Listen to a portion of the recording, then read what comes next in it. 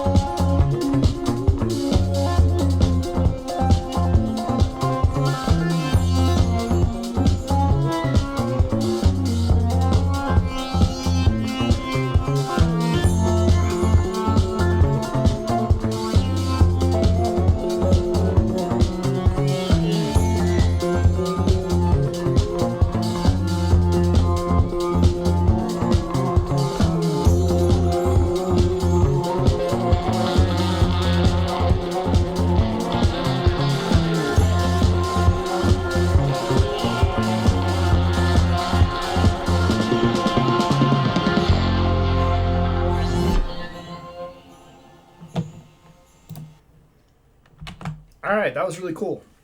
Um, so it is. I will be honest. That is kind of what I was expecting.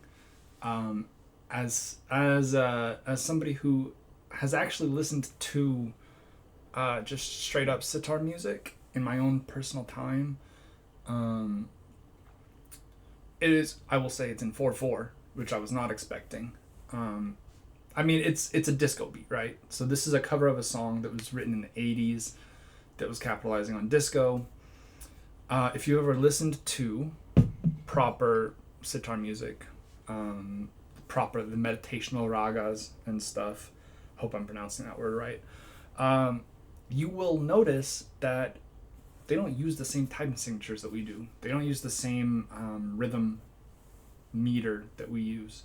It's a whole different thing, and it's kind of confusing when you start listening to it. It's very distracting and disruptive.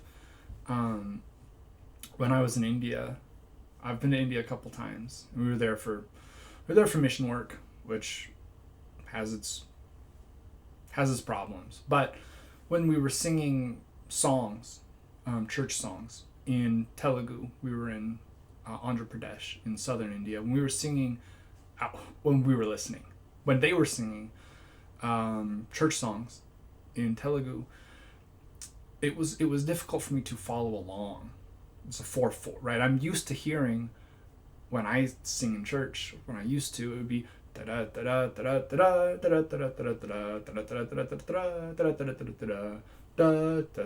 right. It's very predictable. It's a very steady rhythm. You know where it's going, right? You can kind of anticipate it. You can tap your foot to it. I could not find that rhythm, that internal rhythm in the music I was listening to, and it took me some practice, frankly, listening to this sitar music to sort of get a feel for it. This is 4/4. This is a taking a traditional instrument and a traditional style of music, this raga, and making it work more pleasantly or more accessibly, I guess, with sort of a modern form of music. Obviously, in the '80s, it was the Moog, the synthesizer, and this disco beat. So you've got this strong 4/4 disco beat. I really liked it. Excuse me. The thing about a lot of traditional Indian music, I guess, at least in my experience, is a lot of it is when you're getting into sitar, particularly older stuff. A lot of it is meditation based, right? So it's not so overwhelmingly complex that you get distracted by the music. You have a drone sound, like specifically, it's called a drone, going in the background. You have the sitar sort of wandering around. Sometimes you have percussion, sometimes you don't. A lot of times it's not a drum set, it would be like stick percussion, right? And it's just designed as sort of. I speak as if I know. If I'm wrong, please correct me. But it's background noise to sort of block out other noises, but give you something to help center you.